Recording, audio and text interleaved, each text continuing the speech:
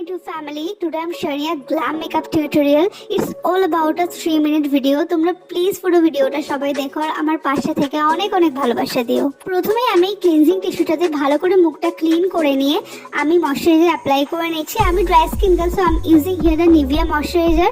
দেন ভালো করে ম্যাসাজ করে অ্যাপ্লাই করে নেওয়ার পর আমি একটু লিপ বাম অ্যাপ্লাই করে নিচ্ছি। এরপর নাইকার এই পোর ফিলিং প্রাইমারটা আমি ইউজ করে নেব।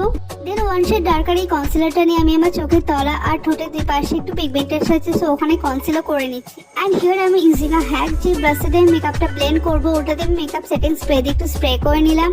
এতে করে কি হয়, হোয়াট এভার ইজ ফাউন্ডেশন আর কনসিলার বেসটা খুব স্মুথলি ক্রিয়েট হয়। দেন এই ফাউন্ডেশনটা ওয়ার্ম আপ করে গোটা ফেসে অ্যাপ্লাই করে নেব। আজ আমি বিউটি ব্লেন্ডার না ব্রাশ দিয়ে ব্লেন্ড করছি। উইথ দ্য সেম ব্রাশ আমি ডাইবিং মোশনে গোটা ফেসে আমি ফাউন্ডেশনটা ভালো করে অ্যাপ্লাই করে নেব। দেন আমি সেটিং পাউডার দিয়ে ভালো করে ফেসটা আমি সেট করেও নিচ্ছি। আমি এখানে মেবেলিনের কম্প্যাক্ট পাউডারটা ইউজ করেছি, সেটা দিয়ে আমি গোটা ফেস এন্ড গলাতে ভালো করে মেকআপটা সেট করে নিচ্ছি।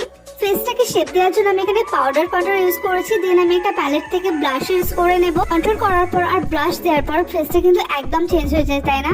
দেন একটা আই লুক করার জন্য আমি আমার চোখের তলায় লুজ পাউডার দিয়ে একটু পাফ করে দেবো, যাতে করে ফল আউট গুলো আমি পরে ব্লেন্ড আউট করে দিতে পারি। অ্যান্ড বাকি যেটা বেঁচে যাবে আমি এদিক ওদিক অ্যাপ্লাই করে নিচ্ছি। দেন আমি using my ultimate eyeshadow palette. First আমি একটা ব্রাউন শেড নিয়ে ক্রিজ লাইন অ্যাপ্লাই করে নেব। দেন একটা রেড শেড দিয়ে ওটার সাথে ভালো করে ব্লেন্ড আউট করে নিচ্ছি। পাবলিটা আমি সেকেন্ড কোডও অ্যাপ্লাই করেছি, যাতে করে একটু ভালো করে পিগমেন্টেড লাগে। তো তোমরা দেখো কিরকম লাগছে এখানে। তারপর আমি আবারও ভালো করে ব্লেন্ড করছি, যাতে করে কোনো হার্শ লাইন না থাকে। দেন একটা ফ্ল্যাট ব্রাশ নিয়ে আমি চোখের তলায় সেম রেড শেডে অ্যাপ্লাই করে নিচ্ছি আর ভালো করে ব্লেন্ডও করে নিয়েছি। তারপর আমার টপ লিডে আমি একটা গ্লিটার নিয়ে ভালো করে আস্তে আস্তে হালকা হাত দিয়ে আমি অ্যাপ্লাই করে নিয়েছি। তো একটু কাজল অ্যাপ্লাই করে নেবো আজকে, আর তার সাথে তো আইলাইনার আছে। জীবনে ফার্স্ট টাইম বোধহয় আমি আইলাইনারটা ঠিক করে পড়তে পেরেছি। হোয়াট এভার, আমি আইব্রোটা সেট করে নেবো। এবার আইব্রোটা আমি আই পেন্সিল দিয়ে এঁকে নিয়ে দেন আইব্রো জেল দিয়ে আমি সেট করে নিচ্ছি।